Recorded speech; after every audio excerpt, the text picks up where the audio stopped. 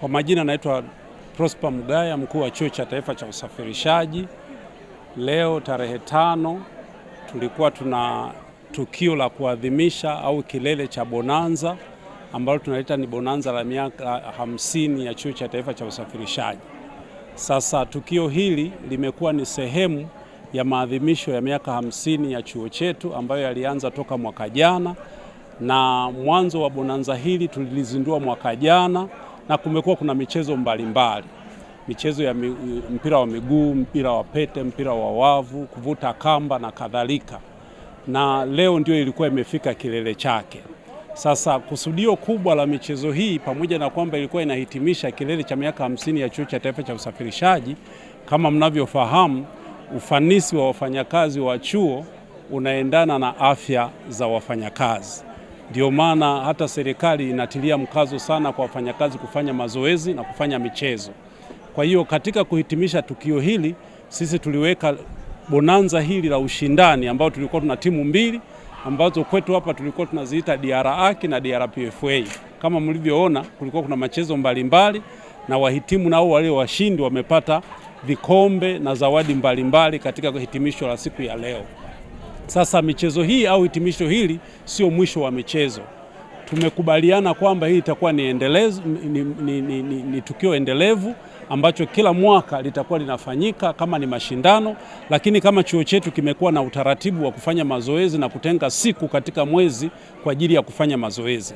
Lakini pia tumekuwa tukihamasisha wafanyakazi binafsi siku za jioni kufanya mazoezi. Viwanja vyetu viko wazi, kwa hiyo wamekuwa wakifanya mazoezi kila wakati na kila wakati wanapohitaji. Sasa nitoe tu rai kwa wafanyakazi wa Chuo cha Taifa cha Usafirishaji.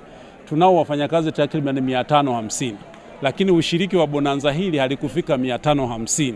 Kwa hiyo tumepeana rai kwamba kila mmoja ashiriki, kwa sababu kuna michezo mingi. Kwa hiyo kila mmoja ashiriki moja huo mchezo ambao mwisho wa siku unaimarisha afya ya mfanyakazi binafsi. Tusisubiri mpaka tuende kwenye hospitali wakatuambia tuanze kufanya mazoezi, lakini tumeweka nia na tunahamasishana kufanya mazoezi. Kwa hiyo kwa kufanya hivyo tunaamini kwamba hata ufanisi wa wafanyakazi utaongezeka katika chuo chetu cha Taifa cha Usafirishaji. Kuna mashindano ya kila mwaka ya mashirika ya umma.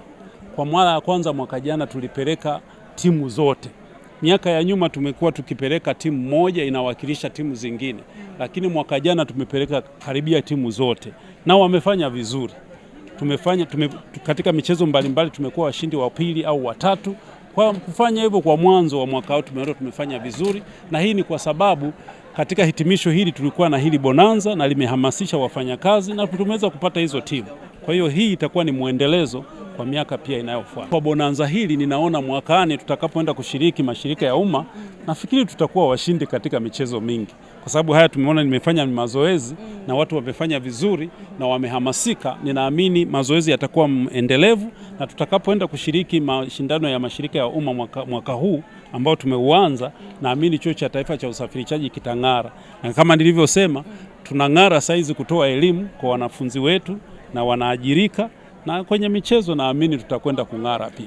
Leo tulikuwa tuna timu mbili za mpira wa miguu.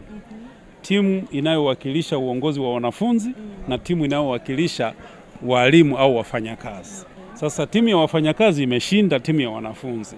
Hii siri yake ni moja tu. Kama tulivyosema, bonanza tumeanza toka mwaka jana na tumekuwa tukifanya mashindano katika timu na timu. Kwa hiyo kwa kufanya hivyo tumekuwa tukifanya mazoezi. Kwa maana hiyo imewaweka walimu kuwa vizuri sana kwenye mazoezi. Nafikiri hilo ndio limepelekea timu ya walimu ikapata ushindi. Kuna changamoto zozote ambazo mmekumbana nazo tangu kuanza mpaka hilo mmehitimisha? Hakuna changamoto kubwa ambazo tumekumbana nazo. Radha ni kwa sababu tu baadhi ya wafanyakazi, kama nilivyosema, tuko 550. Kama mkuu wa chuo nilitegemea wafanyakazi wote wahudhurie, lakini wamehudhuria wengi, karibia robo tatu ya wafanyakazi. Lakini nia ya mkuu wa chuo au uongozi wa Chuo cha Taifa cha Usafirishaji ni kuhakikisha wafanyakazi wote wanashiriki. Ndio maana tulikuwa na michezo mbalimbali, tukisema kwamba huyu hawezi kucheza mpira wa miguu, lakini huyu anaweza kafanya bao, huyu anaweza akakimbiza kuku, huyu anaweza kafanya kiki na kile.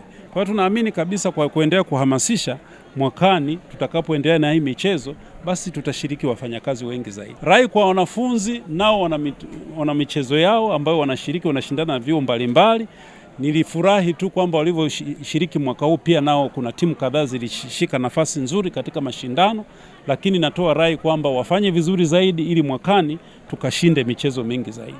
Cornelio Swai, captain wa DRPFA, washindi wa jumla wa bonanza la NIT 2025.